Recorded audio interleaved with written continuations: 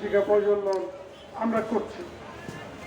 ইতিমধ্যে দেখা যাচ্ছে যে দীর্ঘ 11.5 বছর পর আমাদের মাঝে এই খবর আসছে যে ত্বকী হত্যার 6 জন আসামি এখন পর্যন্ত ধৃত করা হয়েছে। একজন 164 ধারায় জবানবন্দিও দিয়েছেন।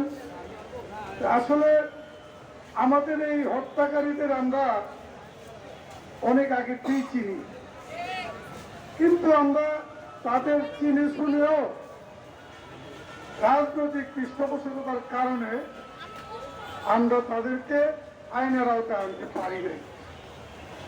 দেখা গেছে যখনই আমরা আন্দোলনে গেছি তাদের দোষর পুলিশ আমাদেরকে নির্যাতন করেছে, আর ওরা সামনে আসতে পারে না। পুলিশ ছাড়া ওরা হিজড়া ছিল। এই হিজড়ার দল এখন দেশ ছেড়ে পালিয়েছে। আর তার মদতটা গতকাল দেখলাম যে শেখ হাসিনা ওই আরেক হিজড়ার কাছে গিয়া আত্মসমর্পণ করেছেন দুবাইতে। ভারত থেকে তাকে বের করে দিয়েছে। আজকে দেশের মধ্যে এই খুন গুম করে ক্ষমতা ধরে রাখার যে অপচেষ্টা তার ছিল, বাংলাদেশের জনগণ সেটা হতে দেয়নি।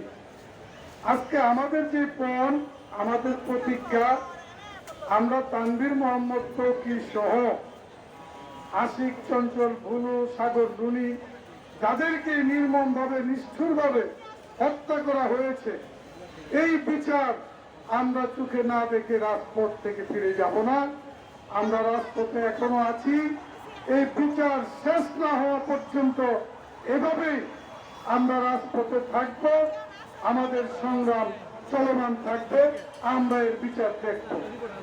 প্রিয় বন্ধুরা, আমরা এখন আশার বাণী পাচ্ছি যে বিচার প্রক্রিয়াধীন হয়েছে।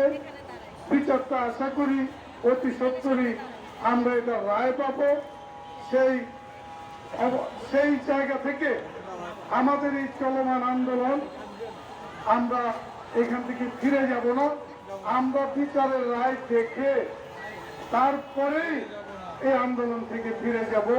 এই কথা বলে বাংলাদেশের বিপ্লবী ওয়ার্কার্স পার্টির পক্ষ থেকে আমরা সবসময় এই আন্দোলনে যুক্ত আছি, থাকবো, শেষ পর্যন্ত থাকবো। সকলকে ধন্যবাদ জানিয়ে আমার বক্তব্য শেষ করছি। সকলকে ধন্যবাদ।